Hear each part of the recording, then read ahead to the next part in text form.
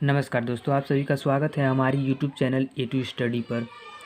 हमने पिछली वीडियो में दिल्ली सल्तनत प्रारंभ किया था, जिसमें हमने दिल्ली सल्तनत पे शासन चलाने वाले राजवंशों तथा गुलाम वंश के कुछ प्रारंभिक शासकों के बारे में महत्वपूर्ण जानकारियाँ प्राप्त की थी।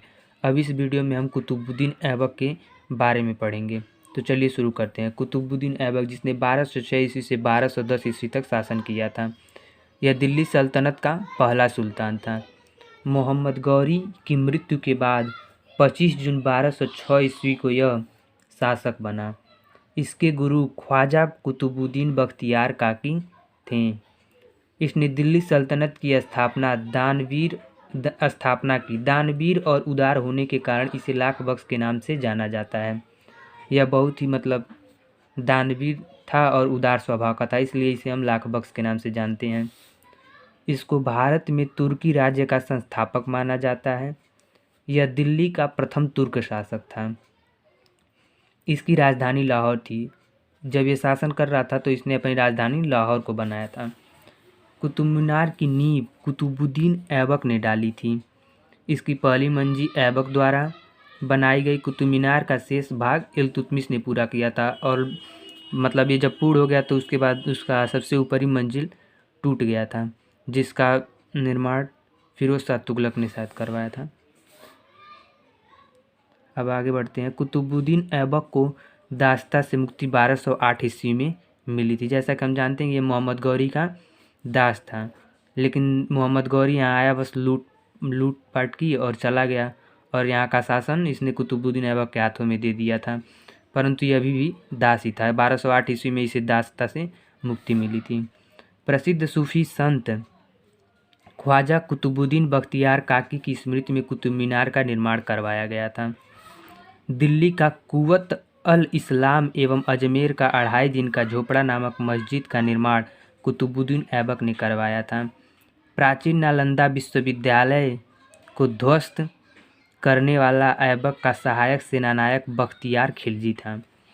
इसके दरबार में हसन निजामी और फर्रुख मुद्दार को संरक्षण मिला था।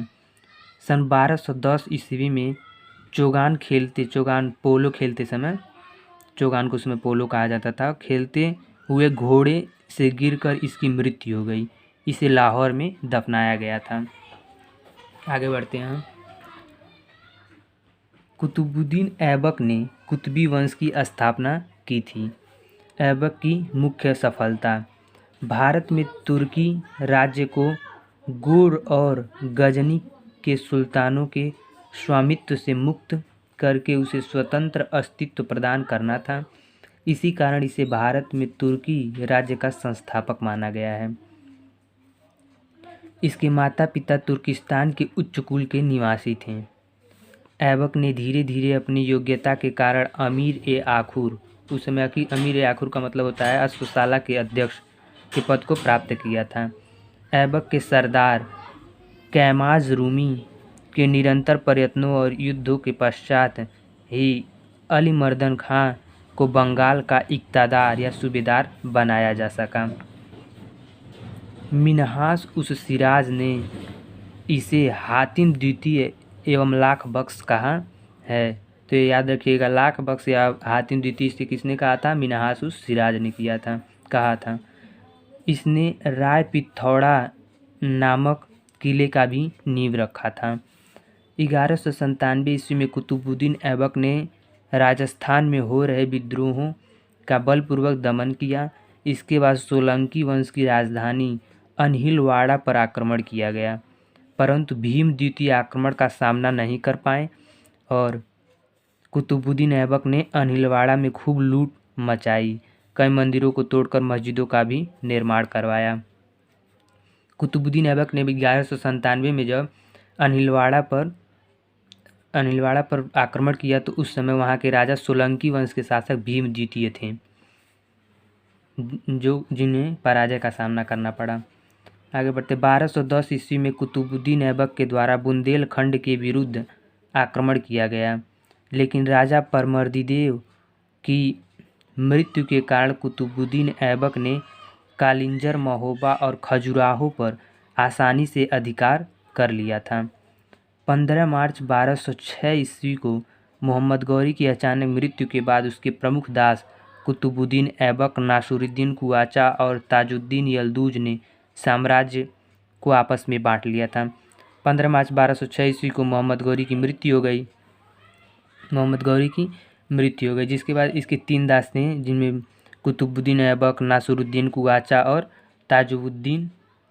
ताजुद्दीन यलदूज, ये तीनों थे मोहम्मद गौरी के दास। तो इन्होंने मोहम्मद गौरी के आक्रमण में जीते हुए सारे साम्राज्य को आपस में बांट लिया और इसमें ताजुद्दीन यलदूज को गजनी, कुआचा को सिंध या मुल्तान तथा ऐबक को भारत का साम्राज्य प्राप्त हुआ। अब आगे बढ़ते हैं। एक बहुत ही महत्वपूर्ण ये रचना है मिन्हाज उस सिराज के बारे में पढ़ेंगे। तबकात नासिरी की रचना 13वीं शताब्दी में मिन्हाज उस सिराज ने की थी। इसमें मोहम्मद गौरी से लेकर नासिरुद्दीन के शासनकाल तक की जानकारी प्रदान की गई है। यह फारसी भाषा में है। इसमें रजिया सुल्तान के बारे में लिखा गया है।